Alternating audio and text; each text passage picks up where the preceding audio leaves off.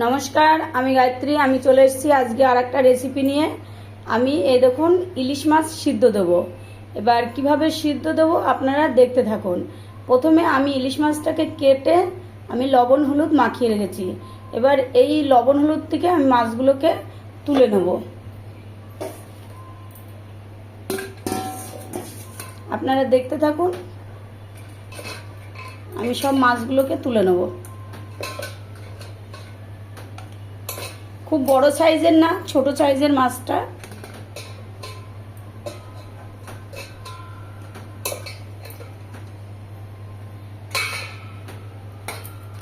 এই মাছের মাথাগুলো বাদ দিয়ে আমি মাছগুলোকে তুলে নিলাম।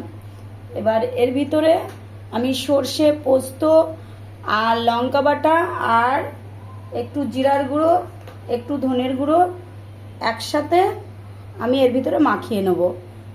দেখুন, দেখতে থাকুন। আর এদিকে একটা কড়াইতে আমি গরম জল বসিয়ে দিই। দেখুন, এই যে আমার মাখানো হয়ে গেছে। আর এর ভিতরে এবার কাঁচা তেল ঢেলে দেবো। কাঁচা তেল দিয়ে মাখিয়ে নেবো। আপনারা দেখুন, আমি কাঁচা তেল দিয়ে মাখিয়ে নেব।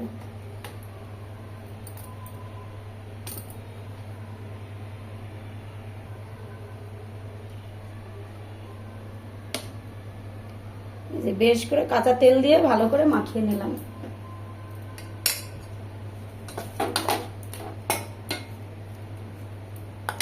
নিয়ে এবার এই টিফিন বাটিটার মধ্যে আমি দিয়ে দেবো।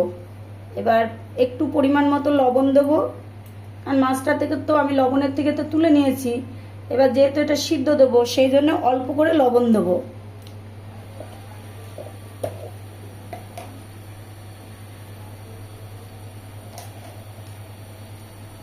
অল্প করে হলুদ দেবো, দিয়ে ভালো করে আবার মাখিয়ে নেব।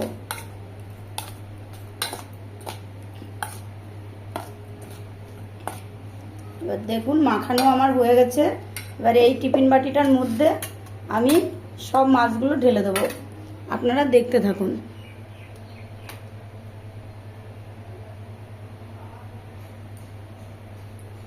এই বাটিতে আর 5টা লঙ্কা গোটা দিয়ে দিলাম। দিয়ে এবার এই বাটির ঢাকনাটা আটকে দেবো।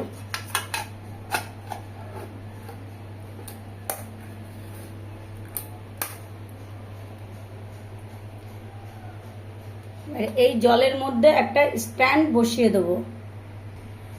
এই স্ট্যান্ডটা বসিয়ে দিয়েছি। এবার গ্যাসটা বাড়িয়ে দেবো, দিয়ে টিফিন বাটিটা বসিয়ে দেবো। আর একটা থালা দিয়ে চাপা দেবো। আর এই থালাটা দিয়ে আমি চাপা দিয়ে দেবো। এবার দেখুন আমি কিভাবে রান্নাটা করছি।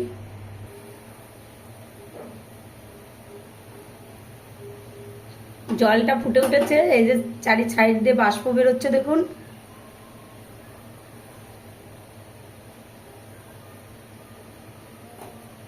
রান্না হতে হতে আমি এগুলো পরিষ্কার করে নিই। আমি এই ঢাকনাটা তুলে ফেলবো। দেখুন জলটা পুরো শুকিয়ে গেছে। এর ভিতরে আরো কিছুক্ষণ সময় রেখে দিই, আরো ভালো মাছটা হয়ে যাবে। জল একটু নেই আর। এর ভিতরে ঢাকা দিয়ে আরো কিছুক্ষণ সময় রেখে দিই, ঠান্ডা হোক, তারপরে আপনাদেরকে খুলে দেখাচ্ছি। এবার এটা আমি নামিয়ে নেব, কিন্তু এখনো গরম আছে। আমি ন্যাকড়া দিয়ে ধরে নামিয়ে নেব।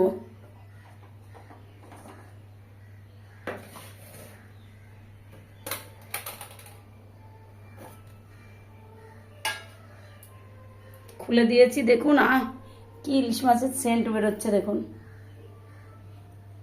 কি সুন্দর হয়েছে। দেখুন লঙ্কাগুলোও কি সুন্দর সিদ্ধ হয়ে গেছে, দেখেছেন? খুব সুন্দর, একদম পুরো খুব সুন্দর একদম ইয়ে হয়েছে। এইভাবে আপনারা ইলিশ মাছ সিদ্ধ দেবেন।